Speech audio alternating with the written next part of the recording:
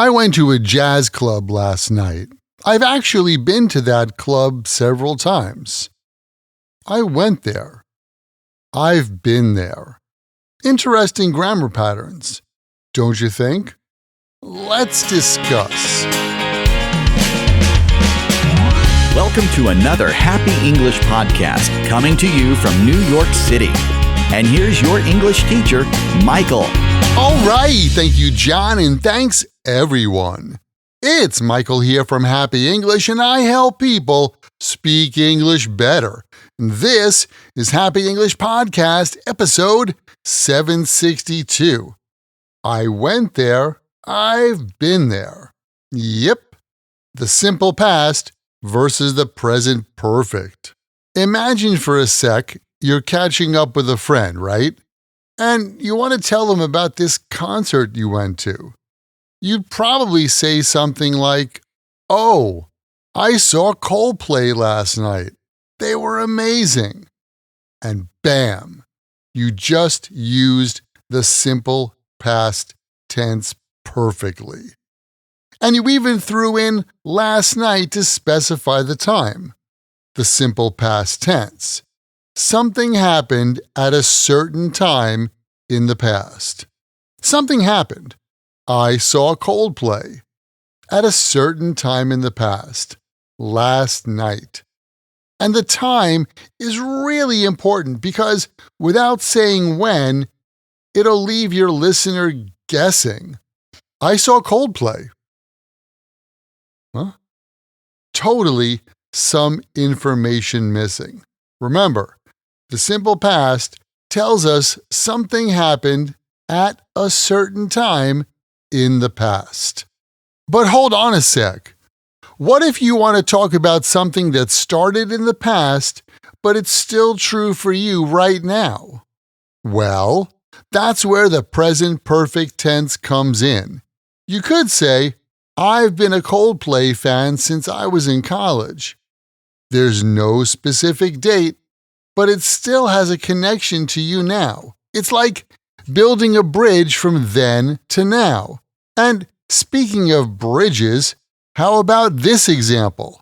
I have lived in this city for 10 years. The action started in the past, but it's still going strong in the present. So, just to recap, we've got the simple past for finished actions, usually with a time, and the present perfect for stuff that's connected to now. How about a question? Did you see the new Joker movie last weekend? Now, we know that's the simple past tense, but why? Well, because the question included last weekend. When you want to ask someone about something they did in the past, you need to include the time. Did you talk to Jack this morning? Did you hear the news about the hurricane today? Something happened at a certain time in the past. But what if someone asks, "Have you seen the new Joker movie?" There's no specific time in that question. Just asking if it happened before. That's the present perfect. You know, a little trick you can use is to imagine the present perfect tense like a timeline. It shows how something from the past still matters in the present moment. So, you're just not memorizing grammar rules, you're leveling up your English communication skills, like this one. I've visited Istanbul 3 times. 3 times. Isn't that like a specific time? Not exactly. I visited Istanbul 3 times.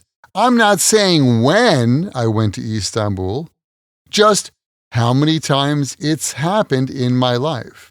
It could have been 3 times this year, or 3 times since I was born. Present perfect just talks about experience. And let's go back to the question. Have you ever been to Istanbul?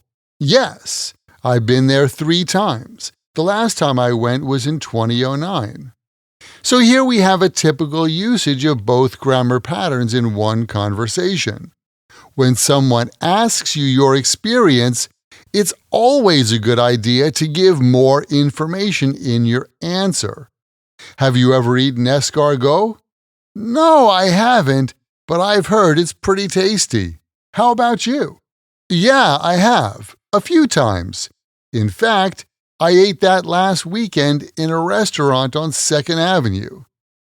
That's the difference between a real English conversation and just practicing grammar. I want you to get to a point in your English where you have longer conversations by adding more information when you answer questions. A conversation is not an interview. Have you ever been to Istanbul? Yes, I have. And you? No, I haven't. That's not communication. That's just answering questions. Now, listen to this one. Have you ever seen Casablanca? Yeah, I have. I've seen it like 5 times. It's my favorite movie. How about you? I saw it for the first time last weekend. What a great movie. Now that's an English conversation. Keep in mind, the best way to remember grammar like this and any other word or phrase in English is to take that word or phrase, write it in a sentence that's true for you or true in your world, and then memorize your sentences. Hey, did you know that you can get the chance to practice this kind of English with me directly? You can get more practice using your English when you join my Podcast Learners Study Group. There, you can make new friends. Join us for live group lessons every week where we practice these podcast lessons together. Plus, you get access to the PDF transcript and audio download for every Happy English podcast in the past and in the future. And on top of that, each episode has exercises where you can practice this English point with speaking and writing checked by me. To learn more, just visit myhappyenglish.com and choose podcast lesson 762. Remember, learning another language is not easy, but it's not impossible. And I'm here to help you on your journey. This podcast was brought to you by Happy English. Please visit myhappyenglish.com. Show your support for Happy English by leaving us a review. Get English, get happy, Happy English.